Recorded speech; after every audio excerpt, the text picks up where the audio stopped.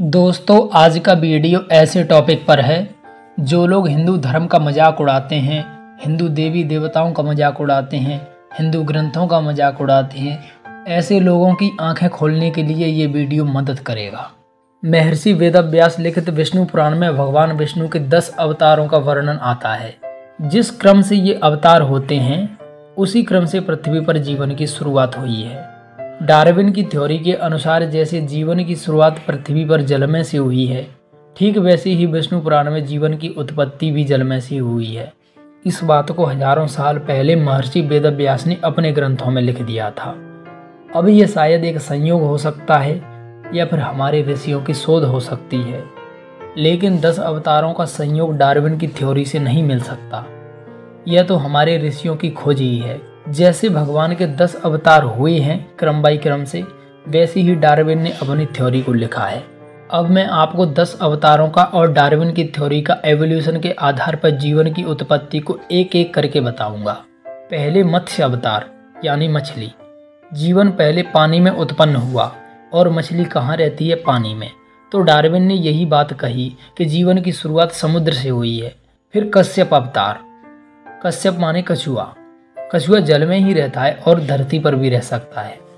इसी बात को डार्विन ने कहा, धीरे धीरे हमारी पृथ्वी पर ऐसी प्रजातियां पनपने लग गईं जिनका जीवन समुद्र में भी सुरक्षित था और जमीन पर भी सुरक्षित था। कहने का मतलब यह था कि जीव अब समुद्र में से बाहर आने लग गया था। वराह अवतार।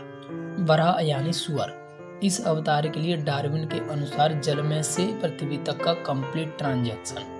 अब पृथ्वी पर ऐसी चीजों की उत्पत्ति हो चुकी थी जिनको जल में रहने की कोई आवश्यकता नहीं थी।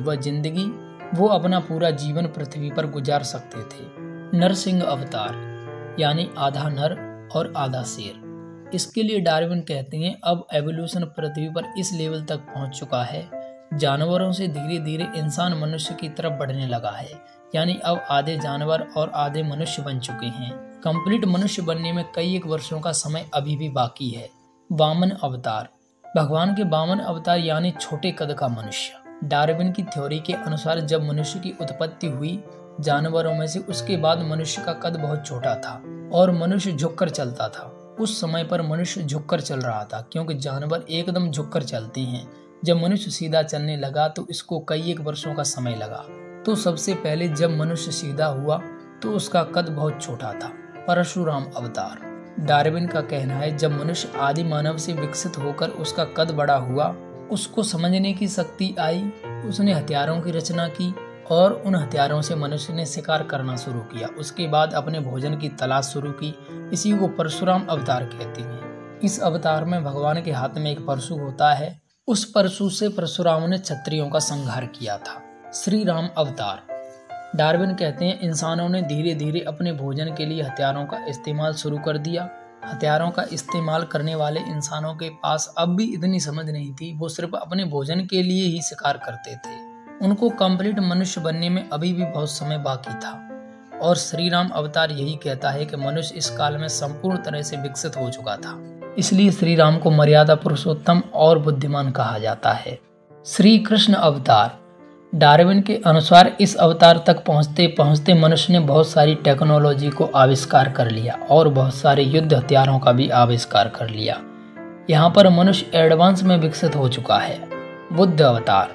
इस अवतार के लिए डार्विन वापस कहते हैं अब इंसान की बुद्धि इतनी एडवांस हो चुकी है कि मनुष्य पहले खुद काम करता था, अब रोबोटों के जरिए अपना कार्य करवा रहा है। आज के मनुष्य में इतनी बुद्धि और प्रबलता है, दूसरे ग्रहों तक भी मनुष्य पहुंच चुका है। कल्कि अवतार। यह अवतार अभी हुआ नहीं है। इस अवतार के बारे में डार्विन के विचार कहते हैं इंसान इतना ज़्यादा एडवांस हो जाएगा और सबसे ज़्यादा अत्याचार करेगा। इस अत्याचार को ख़त्म करने के लिए कल्कि अवतार होगा। दुनिया का सिद्धांत ये है कि जो बना है उसे नष्ट भी होना है। बिग बैंग से दुनिया की शुरुआत हुई है और किसी ब्लैक होल में दुनिया सारी समा जाएगी। यही कल्कि अवतार का महत्व है। कल्कि अवतार में सभी प्रकार के अत्याचार का सर्वनाश हो जाएगा या फिर दुनिया ही खत्म हो जाएगी। बस यही डार्विन का सिद्धांत तथा और यही विष्णु पुराण का सिद्धांत है। अब डार्विन पहले आया या फिर विष्णु पुराण पहले आया, इस बात को आप खुद समझ सकते हैं। अगर वीडियो पसंद आए तो प्लीज़ चैनल को सब्सक्राइब करो। अगर वीडियो ज़्यादा ही अच्छी लगी है तो अपने विचारों को कमेंट के जरिए मुझे बताने की कोशिश कर रहा हूँ।